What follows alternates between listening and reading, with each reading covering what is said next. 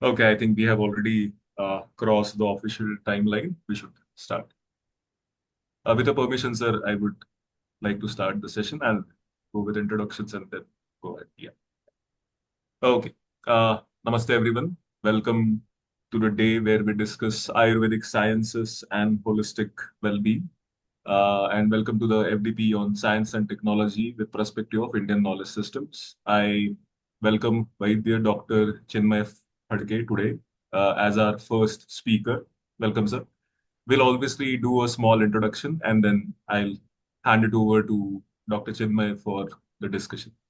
So, obviously, Dr. Chinmay has been an Ayurvedic practitioner for more than 8 years. He presently is a consultant at Agastya Ayurved Clinic, Pune, and also works as a consultant at ARSHM Hospital. His basic education, he completed his MD in Ayurveda in Samhita and Siddhanta from BVDU from 2014 to 2017. And then he did his PhD at MUHS in Hadapsar, Pune. He also works as an assistant professor at College of Ayurveda Research Center at Nigdi, Pune. Apart from that, obviously, our speaker has a varied experience as a guest faculty speaking at various occasions and with various institutions. He is a Gurukula teacher at Madhavacharya Gurukul, at Prachin Samhita Gurukul, and other institutions. He also was a very key speaker at the Vaidyakiyan Milan in 2015. Other roles that he plays apart from his medical practice is that of a chairperson of clinical audit committee, member of various committees at his educational institution, and is also very actively involved in e-content of development and training. To set a bit of context, today we are going to discuss Ayurveda as a science and as a practice of holistic healing as part of Indian knowledge systems. And we also need to understand that Dharampalji in his works also highlighted that health sciences or the idea of total health or swasthya, that is called in Ayurveda, was very, very crucial in this part of the world. As civilization, we have been understanding health in its holistic purview. And today, all the three sessions with very, very, very learned Vaidyas and doctors are going to focus on that. On that note, I hand it over to Dr. Chinmay for his contemplation and discussion. Again, welcome, sir. Yeah, over to you, Dr. Chinmay. Thank you for giving me this opportunity to present my views on thinkers and texts in Ayurveda.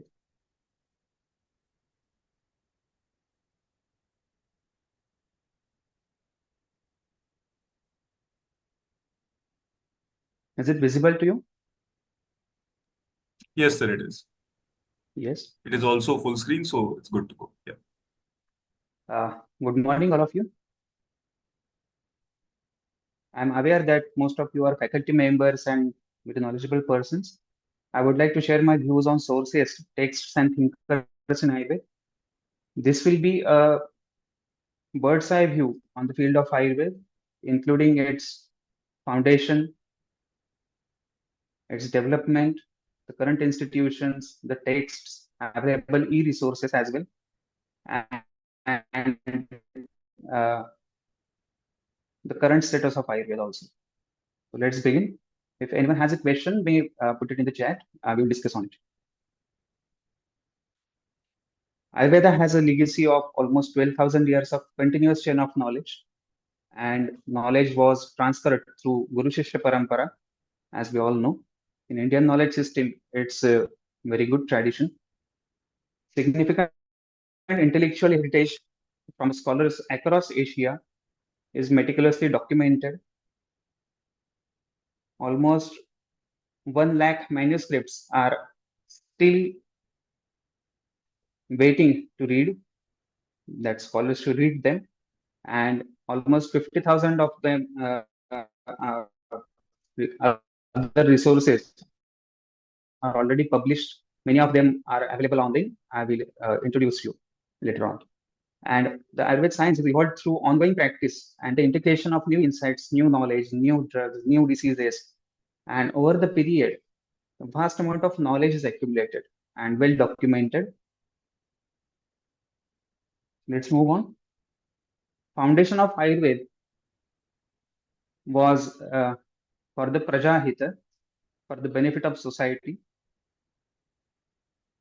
In Charak Samhita, it is well documented that 36 ancient seers or rishis gathered in the Himalayas. They discussed that the people, the society is getting ill, and as we all know, health is base for dharma, artha, kama, moksha. Without health, these char purushartha cannot be achieved. And to overcome this issue, the rishis discussed what to do. Then Bharadwaja Rishi agreed to go to Indra and learn Ayurveda from him in three parts, that is Hetu, Linga, and Aushadha. The Hetus are the causes of health, causes of diseases. Linga is Lakshana, the symptoms of health and, of course, of your diseases.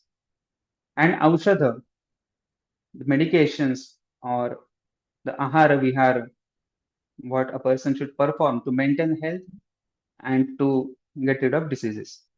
In three parts, that knowledge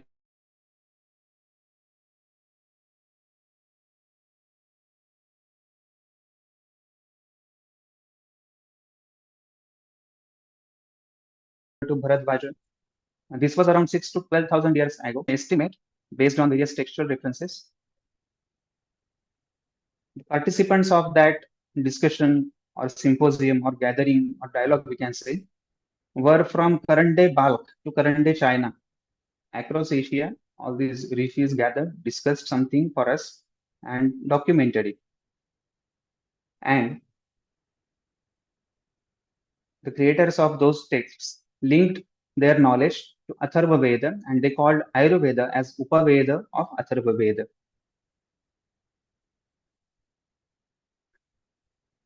Later on, this knowledge was classified into 6 branches, and each branch developed its own experts and their own texts. There is Kaya Chikitsa, which deals with the general medicine. Kaumara Bhrutya deals with the diseases of children and as well as Prasuti Tantra. Graha Chikitsa deals with the psychological diseases. Shalakya Tantra is specialized branch dedicated for the diseases of eye, nose, throat, and ears. Shalya Tantra is a special branch for surgery. Agadha Tantra is special branch to deal with the Visha and its effects, the poisonous materials, their effects on health and how to overcome them, their treatment. Rasayana is rejuvenation. To maintain health is not only sufficient, but to achieve maximum benefits from it, to make a body healthy, to up to that extent that next generation will also become healthy. That is the motto of Rasayana Chikitsa. And Vajikarana, to maintain the lineage, to create every next generation with better quality, that is achieved by the Vajikarana. The current day Ayurveda colleges have 15 departments which are listed on the right side of the screen. Is it visible to you? Yes, yes, it is. Okay. There were two main schools of practice in Ayurveda. One was Kaya Chikitsa dominant, that was general medicine, which is also called as Atreya Sampradaya. It is believed that Brahma transferred knowledge to Prajapati. Prajapati transferred this knowledge to Ashwini Kumara, the two brothers, Dasara and Nasatya. They transferred knowledge to the Indra. He transferred to Bharadwaja. Then Atreya and other 36 Acharya learned from Bharadwaja. Then Atreya taught his disciples Agnivesh, Bhel, Jatukarna, Parashar, Harit, Ksharapani. All of them wrote their own texts, their own samhitas, out of which the Agnivesha Tantra was highlighted. And after thorough discussion with expert panel, the Agnivesha Tantra was declared the best. Then Agnivesha Tantra was re-edited into Charak Samhita after 800 years. That Charak Samhita was lost in time. Many of its parts were missing. Drudabala in 2nd century CE compiled all the parts of Charak Samhita which were lost in time, and again reconstructed the Charak Samhita. Also, after that, in next 1100 years, various traditions wrote Charak Samhita. The manuscripts contained errors. Many additional parts were added in Charak Samhita which were not originally in the Charak Samhita. All that part was removed, and a critical edition was published in 19th century by Vaidya Yadavji Trikamji Acharya. And now, as we speak, the Charak Samhita online.org website displays this Samhita online. I have shared PDF of this PPT with the organizers, and I request organizers to share them with the participants. I have embedded all the links of e-resources in this PDF file. You can just click on it and open. The next school of practice was Shalya Tantra dominant, which is also called as Dhanvantari Sampradaya. They also believed that knowledge was transferred to them from Brahma. The Shalya Tantra dominant Dhanvantari Sampradaya is headed by Kashiraj Divodas. He was king of Kashi.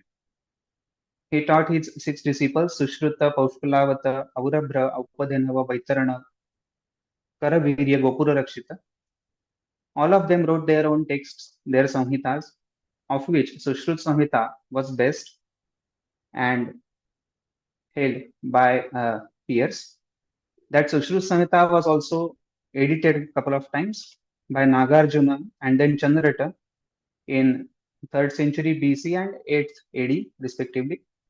And the correct edition of Sushrut Samhita is critical edition, which is generated by Vaidya Yadavji Trikamji Acharya, which is also available online. I have shared link of it in the next slide. The Vagbhata was a true scholar genius, I would say, in the field of Ayurveda. He lived in current day Sindh.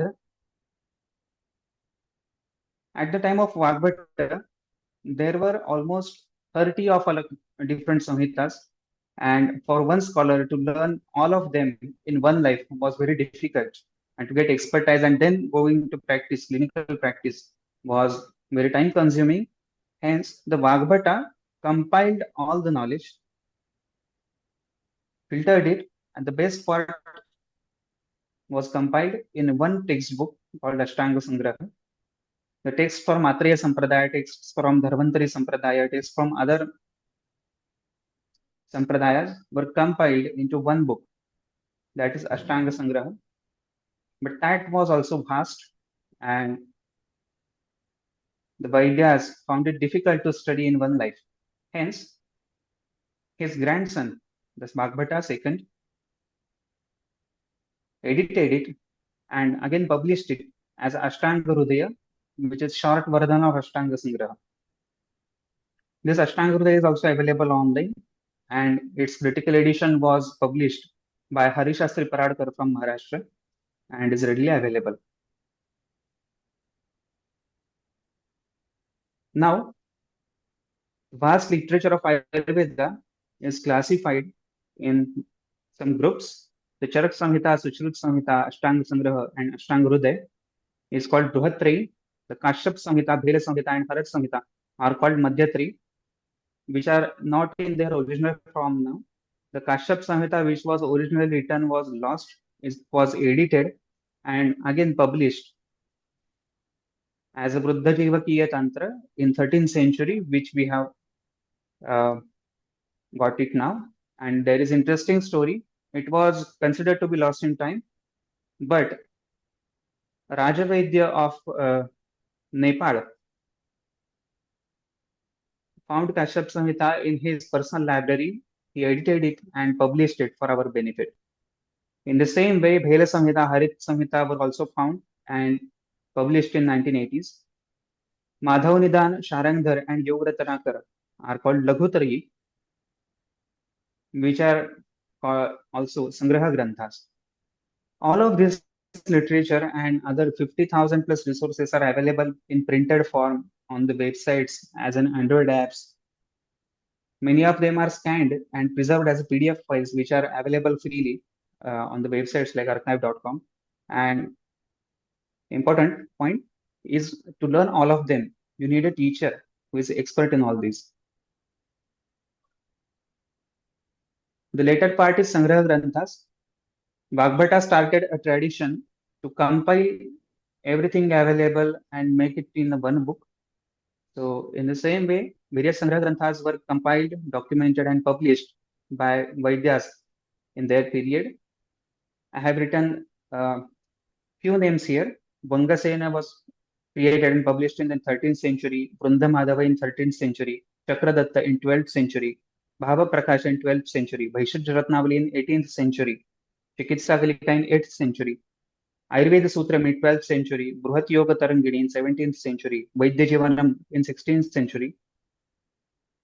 Rasa Shastra was also parallelly evolving and was merged later into Ayurveda as a part of treatment.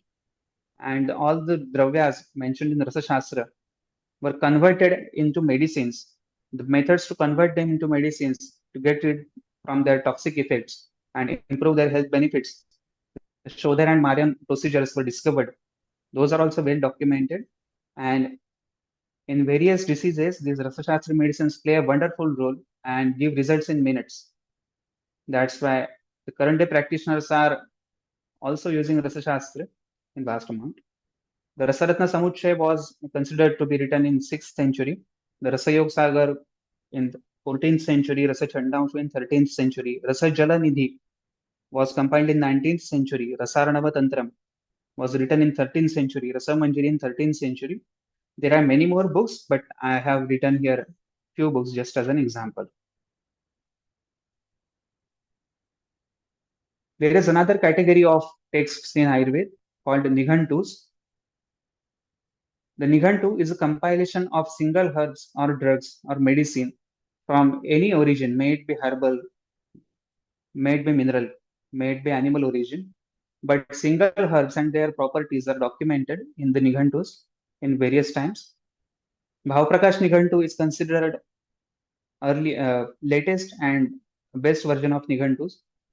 Then also Ashtanga Nighantu was constructed based on Ashtanga Hridaya. Saushruta Nighantu was constructed based on Saushruta Samhita.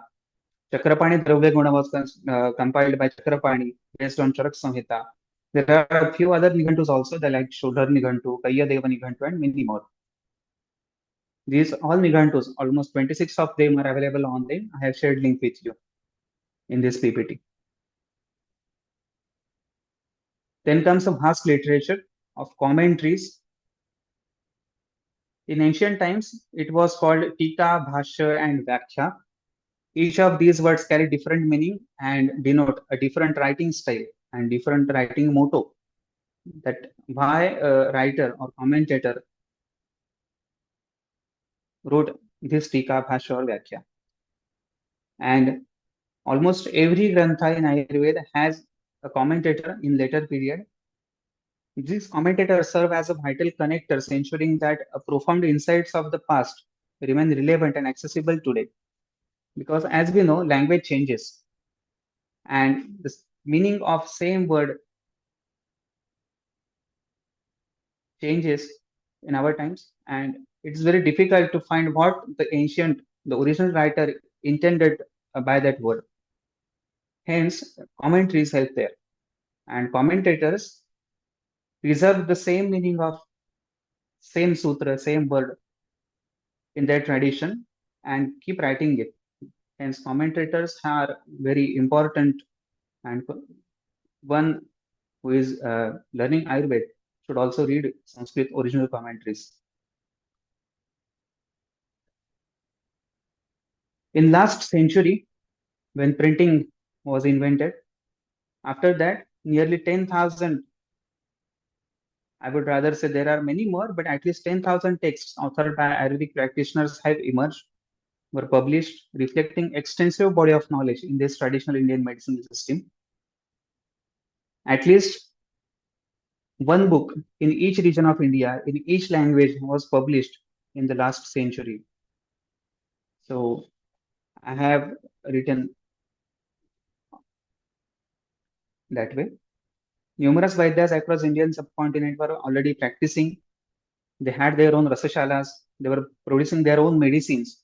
And all these procedures, their medicine, are well documented and available today. Even new practitioners like me are getting benefit of it. If you are interested in knowing about personalities in Ayurveda, I would suggest you these two books. Please take a note. Luminaries of Indian Medicine is a very good compilation of all the personalities in the field of Ayurveda, right from Brahma to the 19th century practitioners. And this book is a short version. If you want to dive deep into it, I would suggest to read Ayurveda Ka Itihas by Acharya P.V. Sharma, who was also HOD in Banaras Hindu University. He has done wonderful job, and a vast amount of knowledge was compiled by him on various subjects. One of them is Ayurveda Ka Itihas. Now, the next part I would suggest you to read is various compendia or the compilations. If you are going to research, collaborative research or interdisciplinary research in the Ayurveda and your stream, then you will need these books. The Triskandha Kosha is published by Tilak Maharashtra University, which has three parts: Hetu Skandha, Linga Skandha, and Aushadha Skandha. Each of them have their annexures and parts. Total 13 volumes are published. This is based on Bruhatri, on Ashtanga Sangraha, Hridaya, Charaka, and Sushruta. Brahma transferred knowledge to Indra, and Indra transferred to Bharadvaj the knowledge of Ayurveda in three parts, that is Hetu, Linga, Aushadha. And current day Samhitas are not in the same structure. Hence, this kosha was created to reclassify all the knowledge we have in the Bruhatari into three parts,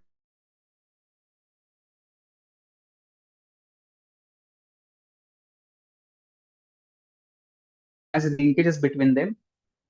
Hetu Karya Kosha and Karya Hetu Kosha. In Lakshana Skandha, they have published Lakshana Lakshya Kosha and Lakshya Lakshana Kosha, and also Aushadha Chikitsya Kosha, Chikitsya Aushadha Kosha.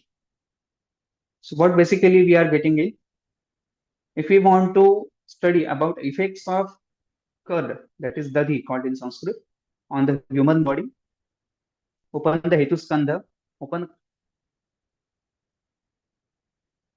Hetu and Karya Kosha.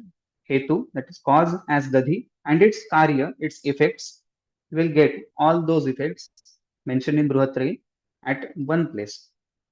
And similarly, in Lakshana Kosha, you will get all the symptoms of, or say, Jvara or Kushtha, Golma, any of these diseases in the same text, in the same book. So basically, your time of compilation is reduced by using these koshas. For technical terms in Ayurveda, I would suggest you to read Ayurvediya Shabda Kosha, created by Vaidya Vedi Madhav Shastri Joshi, which is also available online. It is published by Government of Maharashtra. Then Ashtanga Hridaya Kosha is uh, dictionary of technical terms mentioned in Ashtanga Hridaya, that was created and published in 1936, and now it is available on archive.org as a PDF. Bharat Vaishajya Ratnakar is a compilation of almost 15,000 various formulations that are currently used in Ayurveda, documented in any of the Ayurvedic books, although are compiled in this one compendia, Bharat Vaishajya Ratnakar. It has 5 volumes. The Ayurvedic Pharmacopoeia of India, its standard book published by Government of India, which contains single herbs or single medicines of any origin, their biological properties, their chemical properties, their physical properties for standardization. And every company which produces Ayurvedic medicines should match their quality mentioned in the Ayurvedic Pharmacopoeia. In the same way, Ayurvedic Formulary of India contains complex formulations which are currently used in Ayurveda, and today's companies producing Ayurvedic medicines refer these books to match their quality. Then standardization of non-clinical terminologies of Ayurveda was published by National Institute of Ayurveda, and World Health Organization was also involved in that project. And the same standardization of terminologies is published also by World Health Organization, which is available on WHO website. These are the links. Please save this slide, and I would request organizers to share PDF of this PPT. And please note, page number 15, slide number 15 contains all the links of available literature, e-content. I would like to demonstrate one of them. This is Charak Samhita online page. You can see it has the same interface as the Wikipedia. You can navigate through all the sections of Charak Samhita which are called Sthana. Let's say you want to read Nidan Sthana, just click on it. You will be redirected to the Nidana Sthana. This is introduction of Nidana Sthana. These are the chapters in Nidana Sthana. For example, I want to read Shosha Nidana. It's there. A term appears as Rasayana in this paragraph, but I don't know Rasayana. Then you can click that term and read about Rasayana. There are almost 180 monographs of technical terms in Ayurveda, also available in this website. You can read all of them. And also, this site is important to conclude the terms like various dravyas, which are mentioned in Charak Samhita, and the current day botanical names of those plants, those herbs are different. But this website merges both of them. So I would suggest you to read them.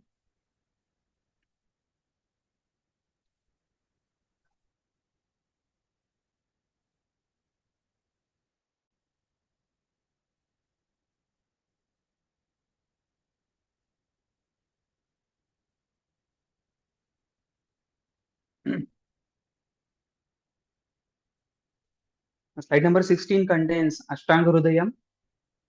This is also a digital website, and you can search across these granthas on the single go, on a single click. The Ayurveda Grantha Samuchaya contains almost 50 of these digitalized granthas, and you can search across all of them by just typing a keyword.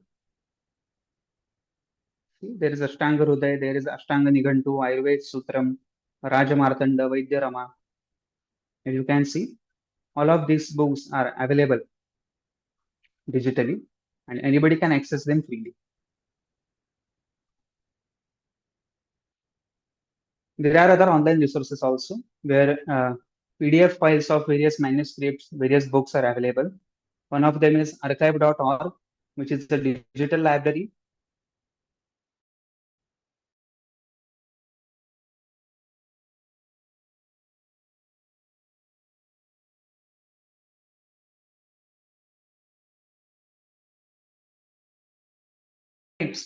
Every digital library on the planet, that library by just clicking on the link. Jain Acharyas are also contributed in the field of Ayurveda, and they have written various books on Ayurveda that are available on this website.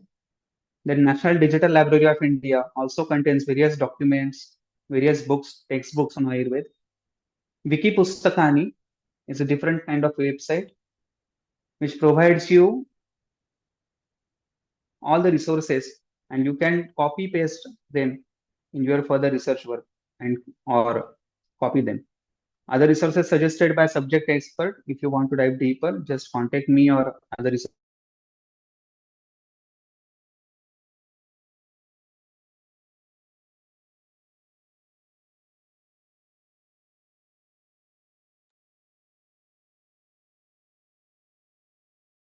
We will guide you which other resources are available. Published by NCISM for Bachelor of Ayurvedic Medicine and Surgery course. Each subject booklet of that syllabus, on the last page, they have given various online resources, offline resources, recommended books for that particular subject. So I suggest you to go through it. Various online portals are also available. The WHO International Standard Terminologies of Ayurveda is published on WHO website. Then Namaste portal for Ayush terminologies and comorbidity codes are available, which will help you in your further research. Then Public Information Bureau has published various Ayush circulars and notifications. One of them was interesting. Ayush Ministry has uh, conducted various dialogues with 25 other countries and signed 25 MOUs with those countries to allow them to practitioners of India, Ayurveda practitioners of India, to practice Ayurveda in their respective countries. Then websites on important government organizations are available in other slide number 22. State Ayush portals. Ayush Ministry has established Ayush cells in each state and they have their own portals and all the current affairs are published on it. These are few YouTube channels. If you want to learn Ayurveda, I would suggest you to listen lectures on these. Please take a screenshot or after our organizers share PDF with you, you can access by scanning QR codes. There are various manuscript repositories in India, which also contains manuscripts of books in Ayurveda. And if you want to go into literary research, you can access them. And please take a note, there is a project for manuscript preservation called Namami, National Mission for Manuscripts. And Namami website contains all of these details, their contact information and everything. Then ITRA, Jamnagar is a national institute which comes under Ayush Ministry. It has its own homepage for preservation of manuscripts, and almost 400 manuscripts are available on it. If you want to go into literary research, this is the website for manuscripts. There are various schools of thoughts even today. For example, in Kerala, there is Ashtavedya Parampara and their disciples. In Maharashtra, in recent few decades, a Panchabhautika Chikitsa was developed by Vaidya Datar. Then there is Kolhatkar tradition, there is Nanak tradition, and so on. Each region in India has schools of thoughts in Ayurveda also, and there are experts and specialty treatment providers in Ayurveda in each state. These are important regulatory institutions in Ayurveda. The apex body is Ministry of Ayush. Then National Commission for Indian System of Medicine, which regulates all the colleges, institutions in the Ayurveda as well as the research.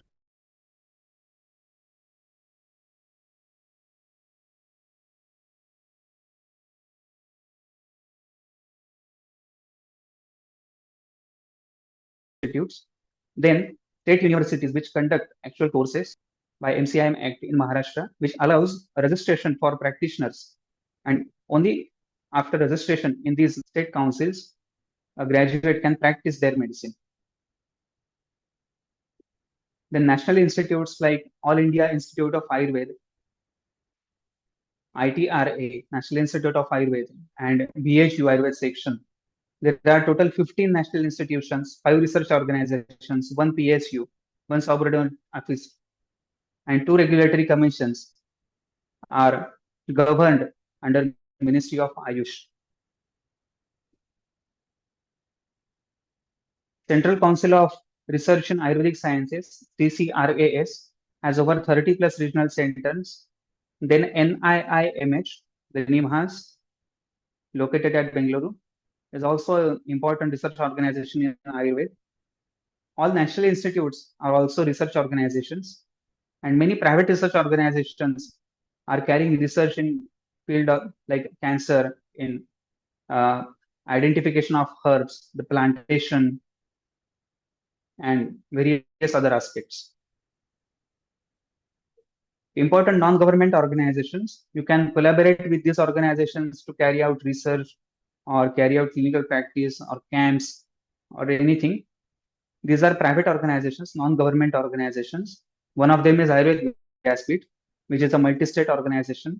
Then comes NEMA, which is also a multi-state organization. Then Vishwa Ayurved Sammelan and many others are available. You can contact them on their website or their regional chapter, and you can do collaboration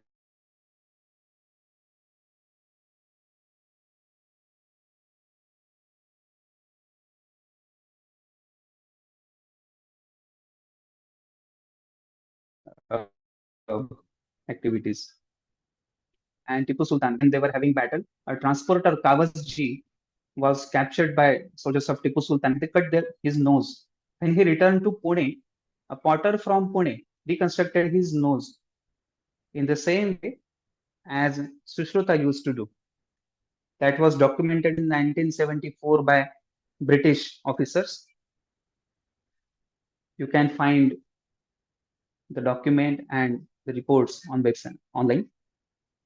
Then there was Raghupatji Bhosle too, which ruled in Punjab from 1798 to 1832. He was also a trained Vaidya, a surgeon who performed cataract surgeries exactly as they were mentioned in Sushrut Samhita. And this is also documented and well appreciated in the medical community. Sushrut Samhita existed for sure around 3000 BCE, and Rishi Sushruta, the first author of it, was present around 6000 BCE. Sushruta has adopted different scientific classification of human body than today, and his motto was to describe human anatomy, useful for yogis and Vaidyas also. Then you must also know inoculation or variolation was a common way to prevent smallpox in India, and accounts of which were well documented by British government officers in 18th century. And those reports suggest that this practice dates back hundreds of years. I suppose I have given you an overview of Ayurveda. And last but not least, Bhetta hi bhedyam anyatha bhinatti. A classifier may classify same object differently using different criteria depending upon his intent of study, and each classification remains valid even after next classification is adopted. That was a quote from Charak Vimansthan. There are different medicines, different pathies, different types of researches, different approaches to study human body, their relation to diseases and how to cure them. Even if new classification is adopted, the older remains relevant. That's all. If you have any questions, you may ask, please. Thank you, Chinmay. I think we have time, exactly 15 minutes. So thank you for such a beautiful and a very crisp, engaging session. I would request the members of participants of the audience to ask any questions that they have. Doctor, you can stop presenting so that it would be, Yes, sure. yeah.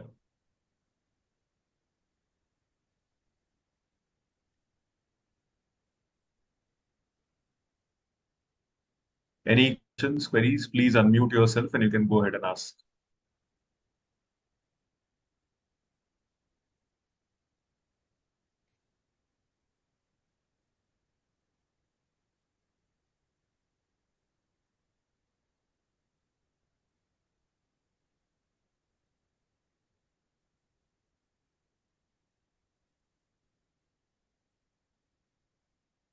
That was a very short description and short introduction to Ayurveda.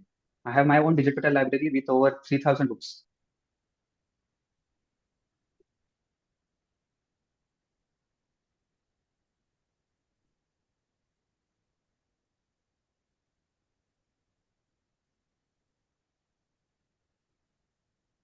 Any questions, Dr. Anshu? Any questions from your side? Any questions regarding what has been discussed?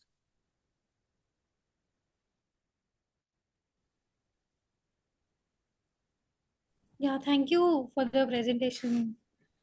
I wanted to ask if we can get some, like one of the our library is going towards the process of digitization. So, is there a way that we can include all the resources that you have already said, that some of them are available online, free Yes, web, but yes, if something is not available on the free web, can our library mhm, get it for the students who are interested in it? And yes. secondly, I really wanted to understand if there is a scope of like how we as an institution can contribute to the digitization of the documents that you mentioned. Yeah, okay, I got it. Uh, do you know about Delnet, Yes, definitely. Yes. DELNET? Then you can subscribe Delnet through your institution, and you can access almost 3 lakh of documents across digitalized across India. That is one of the paid subscription plans. And about contributing in digitalization, there are various institutes like Namami, as I've already said, National Mission for Digitalization of Manuscripts. They provide funds to institutions for digitalization. They provide technical assistance for scanning, and you can contact Namami for that. Even your institute can do it with your own funds and publish it in your own website. You can make it subscribed or unsubscribed both ways. Another is running OCRs, optical character recognition, and making these documents searchable. That is another part. And when it becomes searchable, uh, websites like I have displayed, Charak Samhita can be built.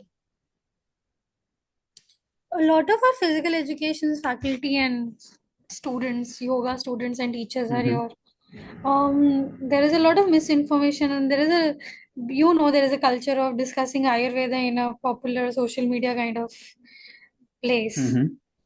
So, um, because I work in digital media and all, so I Hmm. understand that there is a, if I'm working on digital media, there is a chance that I can go and check the information that is provided.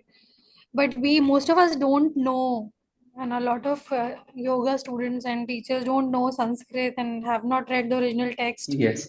But there is no way that, like, how to check all these things. I remember this discussion on whether to put salt in milk, and it is wrong in Ayurveda. Some people say it is right in Ayurveda. There was a whole lot of discussion, and it's a point of like discussion in within the faculty members and the students also. And if there is nothing that we can go and check for, Hmm. how can we Hmm. innovate in the area? Can we add something to the area that Yes. can help people to understand this is what Ayurveda is saying and this is what you need to understand? And the rest of it is misinformation. Yes. Yes. You can fact check everything on the websites which I have provided with you. The Charak Samhita online website is already translated into English, and you can get authentic information about Charak Samhita in it, and you can fact check anything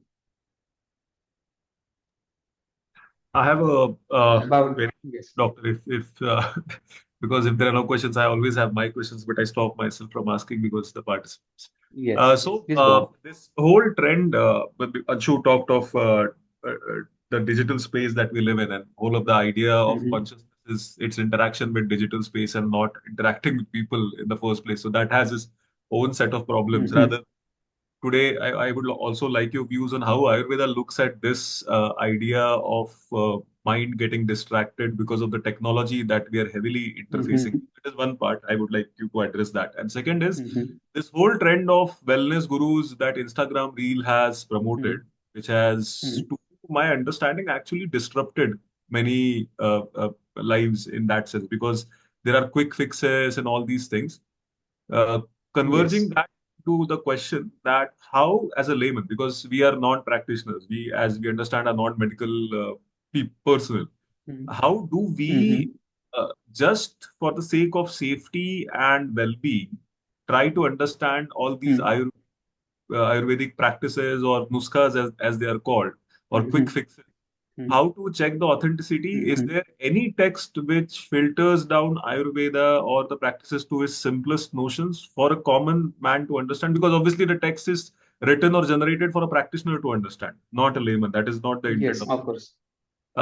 Is there any such text? Because we are talking about texts and resources, and how Mhm. we, as novice or what you can say, people who are interested in Ayurveda, can read what kind of text should we Mhm. start with? One who has no practice in Ayurveda but who is interested and at least want to understand the fundamentals. If Mhm. you can, yeah. Yes. Uh, there is an encyclopedia on Ayurveda published online by in Europe by Maharshi Ayurveda. A person can start reading that if he is interested in Ayurveda. And secondly, I have shared YouTube channels, various. Basically, those lectures were meant to be listened by BMS graduates who are going to practice later on. But still, those are informative lectures, and you can fact check many things on that. Uh, Coming to the social media content generation, Ayurveda gurus, and all that, uh, there are two-step verification. The step one is to check whether the speaker is graduate in Ayurveda or not. If Very he true. is graduate, he is practitioner or not. And where you can find it, I have stated that various states councils provide registration to Ayurveda practitioners. Without their registration, one cannot practice Ayurveda. If he practices, that is illegal. So you can contact state councils and verify their name. If they have their name in the registration list, to verify their registration number, that will be second step. Very true. Very true. Sir, very nice talk. I am Dr. Varsha Gupta from Life Sciences Department. I've got a small question. Nowadays, we have a lot Mm-hmm. of research that is focused on metagenomics, and in that, gut Mm-hmm. microbiome is coming up as a very important mediator of inflammation Mm-hmm. and other clinical conditions. So, I just wanted Mm-hmm. to learn the names of few Ayurvedic medicine because we are not Ayurveda, we're not very well versed with Mm-hmm. Ayurvedic text and other things. Though I've tried to Mm-hmm. analyze the Chark Samhita, but since we are not versed to the field, so it is very difficult for me at this stage to go into details of that. So can we have some vegetables, some fruits, or some edible items which can actually modify the microbiome? So our main point is that we want to test it in terms of some of the inflammatory conditions and see whether we are able to Mm-hmm. modulate inflammation in response to these modified diet maybe. Okay. Uh, there are many, but I would suggest you one, the buttermilk, as it is Buttermilk. made in Indian houses traditionally, Uh-huh. tas or tak. Okay. That is very important. Yeah. Mixing them with various herbs can get you expected results. Herbs like? Which are already mentioned. Please note down. There is Arsha Chikitsa in Charak Samhita. There is Uh, Grahani Chikitsa in Charak Samhita, and Shotha Chikitsa in Grahani Chikitsa in Sure. Charak Samhita. Okay. Arsha, Grahani, and Shotha, and Udara, Uh, fourth uh, disease. The treatments of all these diseases are well documented in Charak Samhita and other texts of Ayurveda. Every text mentions about drinking chas, yeah. buttermilk, along Yeah. with few medicines to Yeah. improve digestion, the gut bacterial flora, Yeah. all that. You Yeah. will get ready-made combinations of these drugs which are used with Okay. buttermilk in Okay. these chapters. Okay, sir. Okay, sir. Is it Arsha, Okay. possible? Grahani, Udar, and Yeah. Shota. Arsha You can Grahani refer and Udar. Arsha, Arsha. Grahani, Udara, Huh. and Shota. Yeah. Yes. Yes. Thank you, sir. And as I have already mentioned, there is Aushadha Chikitsa Kosh from Triskandha Kosha. Pardon, sir? Triskandha Kosha, you can refer Triskandha Kosha published by Tilak Maharashtra University. Okay. It has three parts. One of them is Chikitsa Kosha. Yeah. In Chikitsa Kosha, there are two parts, Aushadha Chikitsa Kosha and Chikitsa Aushadha Kosha. The treatment and the roga. So Okay. if treatment is buttermilk or chasa, Yeah. takra called in Sanskrit. Yeah. So you can find all the references of takra used in different conditions in that Chikitsa Kosha. Aushadha Chikitsya Kosha. Aushadha Okay. as takra and Chikitsya, the disease to be cured with the takra. You Okay. can get whole list of it. Okay. Almost 196 entries are there about takra in that Chikitsya Kosha. Okay. Okay. Okay. You can get direct references from it. Okay. Okay. Thank you so much, I sir. have Thank one more thing to ask. Thank you, Varsha Yes. ma'am, for your question. I have one more thing to ask. Like I wanted to ask a very, like we are focusing on an innovation in the Ayurveda field. So is it possible to um, make probiotic drinks available for a mass consumer? Like, can we put preservatives and it still be a probiotic? Will it be still be a probiotic and be Probiotics can be made available? produced based on Ayurveda. Whether to put preservatives in it, it's a question of FDA. I cannot answer that. Yeah. No, so like, will it be a probiotic then also? If it has Obviously, preservatives? it can help to improve digestion. Okay. Thank you One so more much. question. One last question on this, just Shushanji, just let me, sir, we Yeah, also like to analyze our patients in terms of their prakriti. So the cough and vata. So, how do we diagnose if, let's say, we are interacting with patients, because I'm from science background. So, if I am interacting with the patients, or my students are interacting with patients, Okay. so how well we can diagnose this pitta, vata, and kapha prakriti? We can just enlist the patient if we can come up with some common prakriti in these patients. I will answer this question in two steps. Prakriti Parikshan is not the only type of diagnosis made in Ayurveda, but Prakriti Parikshan is popular. That is one point. And even if you want to include Prakriti examination in your research, you can contact regional centers of CCRAS, Central Council for Research in Ayurveda and Siddha. Okay. CCRAS has developed a standardized protocol for the examination of Prakriti, which is online. The software of which is available in all the CCRAS regional centers. And they train people to examine patients. You will need a medical assistance in it, and you can Yeah. collaborate with the Ayurveda college nearby and CCRS for this project. Okay, okay. So that's very good information. And sir, what is the other thing which will actually, RA in general in Ayurvedic Chikitsa is known as Ambar. So Ambar particularly is related to the gut problem. So that's why we are trying to explore this. And what was the other thing that you said apart from Prakriti Parikshan? You said there are two things which we can refer to. You can include other examinations also apart from Like? Prakriti examination, like Nadi Parikshan. Nadi. Okay. So we have Yes, software you for can this include as well. Ayurveda experts in your panel to examine Nadi of these patients.